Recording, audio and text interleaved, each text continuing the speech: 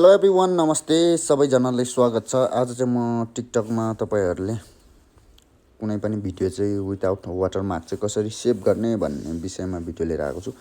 त्यसको लागि तपाईहरू आफ्नो प्रोफाइल टिकटकमा प्रोफाइल अकाउन्ट खोल्नु होला हैन। यो मेरो चाहिँ फेरि तपाईको यो रेकर्ड गर्ने बेलामा यो बजिरहेको हुन्छ के भनेको मतलब साउन्ड मैले बोलेको भन्दा पनि उताको साउन्ड चाहिँ बढी आउँछ।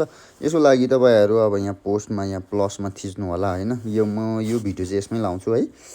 यहाँ प्लसमा थिचिसकेपछि अब म तपाईहरूलाई एउटा सेटिङ देखाउँछु है त। जस्तै यहाँतिर मैले एउटा भिडियो चुज गर्छु यहीँबाट।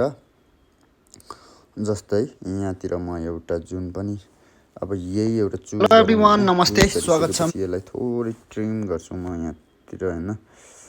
यहाँतिर ट्रिम गरिसकेपछि यसलाई ट्रिम भनेको तपाईको यहाँतिर थोरै अब काट्नु पर्यो नि त, स्प्लिट गरिदिउँ।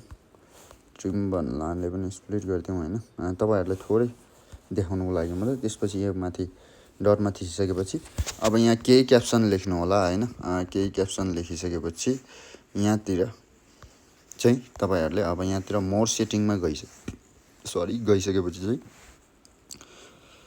यहाँतिर सेभ पोस्ट विथ वाटरमार्क भन्ने हुन्छ यहाँतिर। The only effects video of photo post by you भन्ने छ। सेभ पोस्ट विथ वाटरमार्क भन्यो भने चाहिँ तपाईले यसलाई अन गर्नुभयो भने चाहिँ वाटरमार्क सँगै आउँछ कि टिकटक भनेर देखाउँछ नि। टिकटक अनि युजर नेमबाट यसलाई चाहिँ तपाईहरुले अफ गर्नु होला। अनि त्यसपछि सेभ टु डिभाइस भनेको छ।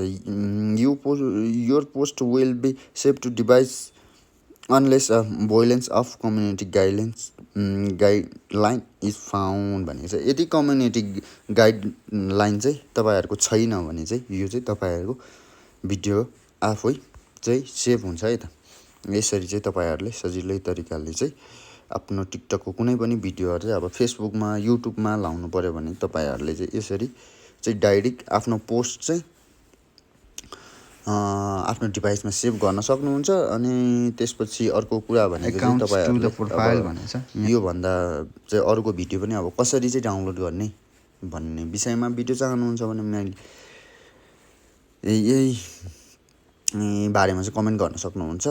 म फेरि त्यसको बारेमा अर्को भिडियो बनाउँछु। हस्त, धन्यवाद।